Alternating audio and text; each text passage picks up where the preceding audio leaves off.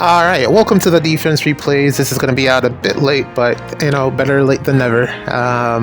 In some situations, usually it's better to be early, to be honest. I do have some points that I do want to, touch on. Hopefully, I remember what they are before this video ends, but we're just going to go along here and go over what took place this week or on my defense. This is the map that I'm still using. I'm still very high on this map. I think the lanes of access are fantastic. I think the blockades are fantastic.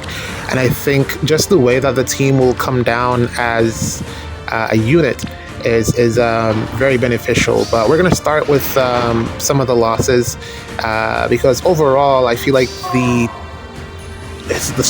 composition, I don't know, something about it didn't work very well, or the opposition that I ran into was harder than I anticipated. Either one of those things are true. I don't know, or maybe it's both. But yeah, it ended up not going very well. Overall, there were some wins in there, but I like looking at the losses, like this one in particular, this first match, or this last loss, I think this was the last one, was a very well played match. And the composition of this team is essentially I should have turned on the, let me turn that on real quick. Combat animations, just at least for this one. This one was really well played. The composition of this team is to allow Nurgle to steal your bonuses. But what you've been seeing so far is literally everyone dying in one hit.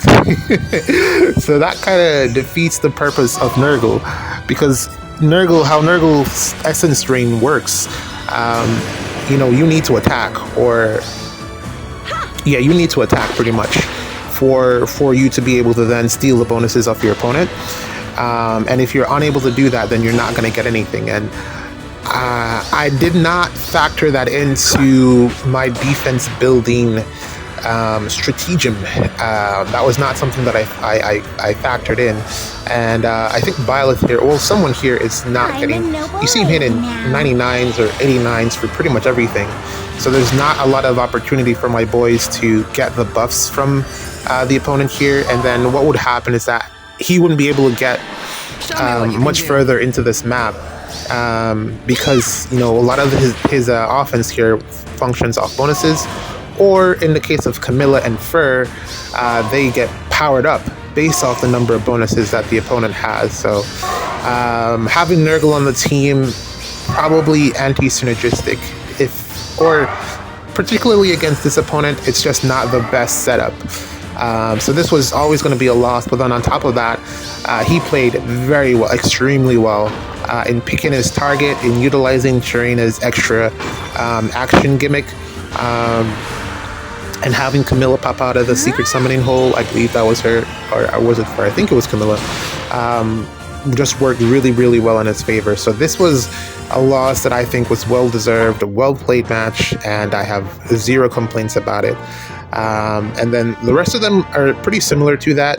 And then there are a couple that just got lucky based off errors on my part in terms of the team.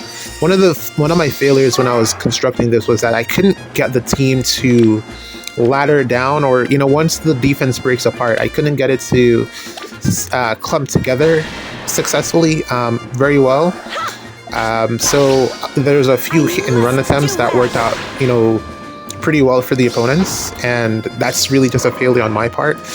Camilla here taking advantage of the open space that I have to just go up and smack Armored Bro, who personally I have a very difficult time dealing with him, but everyone else seems to be doing just fine. Primarily because they're taking advantage of Camilla's firepower, but I'm not necessarily going that route. I'm basically trying to use different options to play the game. I don't want to continually use the same units over and over again, but kind of feels like I end up doing that anyways, because it's just unavoidable because of how powerful some of the saves are, particularly Armored Bro. Very difficult to get through him, even though I've kind of found a way to avoid him entirely by, well, at least in Aster season, you don't really have to deal with him because you can just elm someone and then attack whoever has gotten hit with the undefended instead, and hopefully make a path through the defense that way.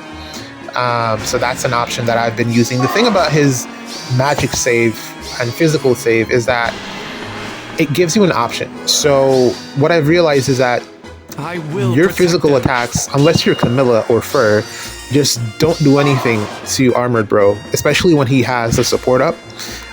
So you're really just better off attacking the magic save. Whoever has been assigned as the magic save, you're better off attacking them. But then also there's the downside that you have to attack them with a mage. And I think it was, I was watching just the Shadow. I was watching his video earlier today, and yeah, he raised a very good point that mages have been power crept, essentially. And I think we only have a few good ones currently. Veronica, Tea Time, is it Tea Time? I think it is. Who else?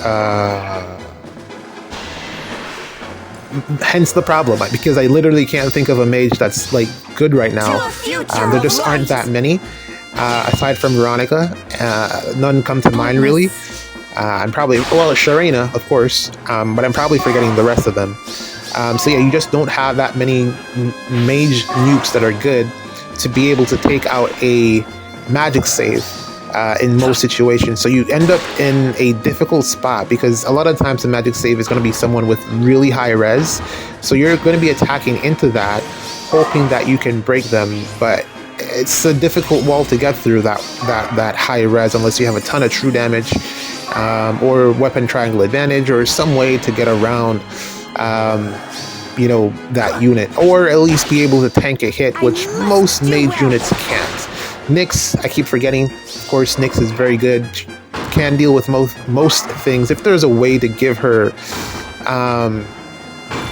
well, I mean, there are certain builds that will allow her to survive 2 hits. I don't know if she can run Arch Rival. If she could, she'd be really good. But yeah, there's just not a good spot for nukes right now.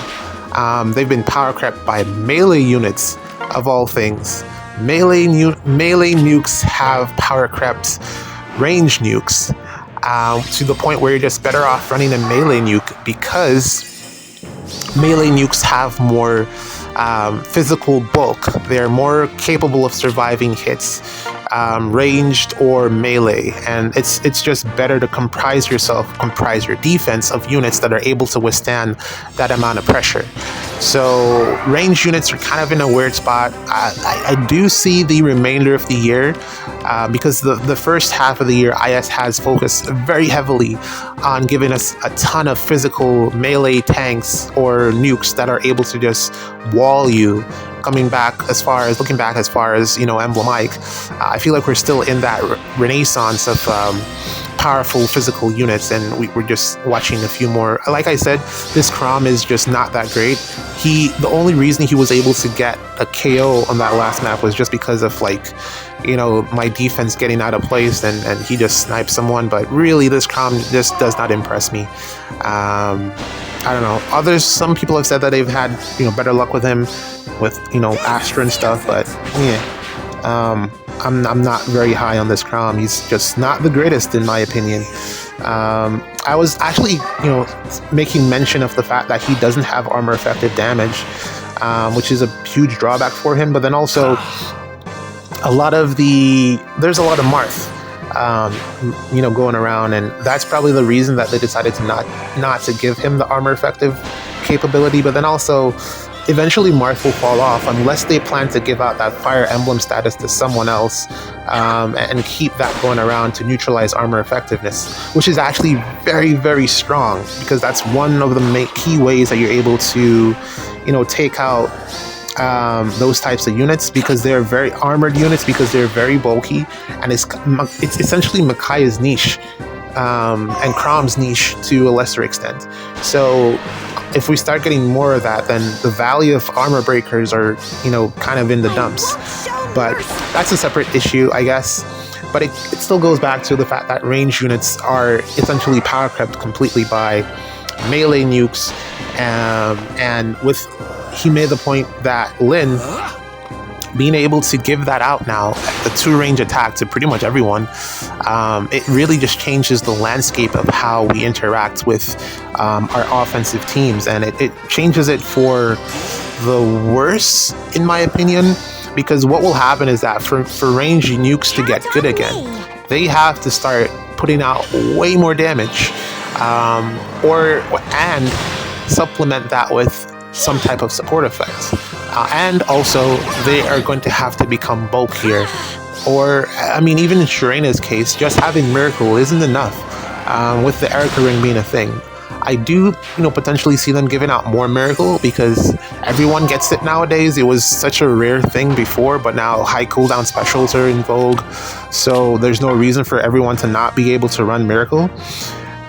So I do see that becoming a thing, but that doesn't make you a good nuke. You need more than that. You still are going to need the bulk to be able to survive. Tharja, the way how she does it is probably the prime example. Attune Tharja and just how bulky she is, and Norn, that red bow Norn, the fact that specials are usually not able to trigger against her, which increases her survivability. That's just fantastic for what she's looking to do as a nuke. This Marth really changed the game in a subtle way that we didn't even anticipate that he would. Looking at the latest unit from the banner, Freya, the thing about the Freya, it's not necessarily the nuking capability of the unit, but it's really more so her bulk as a precursor to what is to come, or what we are going to have to expect, or supposed to expect from our nukes going forward. I can definitely see someone like a Leticia getting a refine that just makes her so bulky that it's just impossible to do any damage to her. I was thinking that they would go that direction with Lif, but he doesn't seem to have the bulk. He has more of the guaranteed follow-up support part of it. Not really too sure about his firepower since I've never actually been able to pull the unit. But he seems very, firepower focused, where we're going in a direction where we're going to get more bulky ranged units, and that's kind of what they need to be for them to be able to outpace or keep up with melee nukes, who are just like, if you had to choose, you're definitely going to choose a melee unit, because the melee unit can attack from 1 range and 2 range, and that's way more beneficial than having to run close counter in your A skill. There's no close counter seal, of course. Most range units don't come with distant counter built in because they can already counter attack, and that 1 range phenomenon or gap is not going to be covered anytime soon unless IS decides that that's no longer going to be the case. Range units can just attack from whatever range that they feel like, which is usually the case in most Fire Emblem games. So unless they want to transition that into Fae, things are going to be very interesting for the future of ranged nukes. I definitely could see them first going with the make nukes bulkier route. I can definitely see that happening. It's already happening if you looked at the Halloween banner. But then what after that? How far are they going to go with that particular direction? I'm pretty sure Legendary Male Robin will get his refined somewhere in that area where nukes are bulkier, because he's not really known for his firepower. So 1, he's going to get bulkier, and 2, he's going to offer more support. So he's going to get his refined sometime next year, I'm pretty sure. But the firepower thing, how are they going to cover that gap with melee nukes? That's something that we haven't necessarily gone over just yet. The Shadow, he raised a few points in terms of how to bring them back. Increasing the firepower was one of them, and I kind of lean more towards that as a way to increase their viability moving forward. I'm like thinking about Bernadetta, man, and the fact that I just can't use my Brave Bernadetta anymore because she just doesn't do any damage. Armor Bro just doesn't care about arrows. Arrows just bounce off him. Like, it's insane that I haven't, there's just not a bow unit that can really scratch him. And we have a lot of powerful bow units. Crom can do it sometimes, maybe, but yeah, even if you have the armor effective damage, it doesn't really change a lot in that matchup. I feel like he will be the first to really fall off hard because of how dominant he's going to be moving forward. He is a lot stronger than I initially gave him credit for, and I think we're just finding out more slowly about the unit himself in terms of what he's capable of. Maybe that will slow down the him getting power crept, because the thing about, look at this Corrin, she's just decked out but still offers nothing, and this is one of the few instances that you'll see the defense, the idea that I had for this defense actually work well.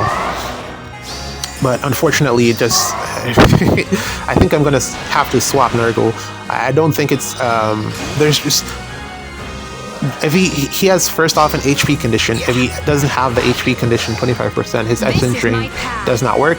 You see Marth going in here first. Marth is going to take the hit, and then, you know, he already has the essence drain, and, you know, we're going to get the statuses, and Corrin will die because no statuses. But then I was saying Nurgle 25% HP condition to remove the buffs, and then also, so he's weak to Bolt Tower, and then also if you just one-shot him with Vantage or something, then you kind of neutralize the whole essence drain problem. And then also, of course, units like Neathauger just neutralize that, of course, just straight up. So there's 3 ways to go about it, and I'm very surprised that so many people were able to figure it out so easily this season. But then also, it's to be conjoined to the fact that melee nukes just hit so hard, and then with all the bonuses that we have on the team already, it's just an additional thing that powers them up even more. So yeah, Nurgle being there, probably not the greatest thing. I'm probably gonna have to swap him out, which means there's a spot on my defense that I'm gonna have to figure out who to put there. Probably it's gonna be some type of reflex unit. I was really hoping to get a copy of Ash while I was sparking on that banner. I had to go to 2 sparks just to get Ryoma. Oh man, but you know, it is what it is. Ryoma is very, very good. The only thing I need now is some arch rival fodder, which I have not been able to get. And I'm gonna go after, you know, we're done here. We're gonna start summoning on the legendary emblem banner with my 8 orbs. Hopefully we can get something there on our way to the spark, because I think I'm gonna have to spark on this one too. Probably gonna skip the spooky banner, the Halloween banner. Not a lot there interests me aside from Freya. Nerthuz is pretty cool as well. Again, another melee nuke that is, when partnered with, you know, this new emblem Lyn, Mythic Lyn, can do damage in a way that we just haven't seen before, because she just has so much reflective damage, and I think it's par for the course for Nerthuz at the very least, because that's pretty much her need. Here we have Nurgle going in here on Brave Byleth, and Nurgle will win this because, you know, he stole all of the bonuses from Byleth here, and he's just going to smack him in the face because Byleth had reflex support. So you're going to see some insane numbers here from Nurgle in a bit with this counter attack, and the fact that he was able to survive with the 2 HP is insane. Like Nurgle hitting for like 149 there, that's not something you see very often. But look at this. This is the idea behind the team, but yeah, all you gotta do is just kill them. If you kill them, then you don't have to worry about any of this, and it's too easy for them to just kill my units, and I didn't have a solution for that.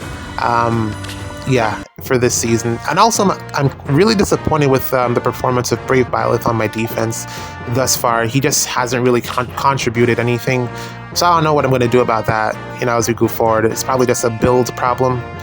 But yeah, let's wrap things up here. Light season up next. GG's.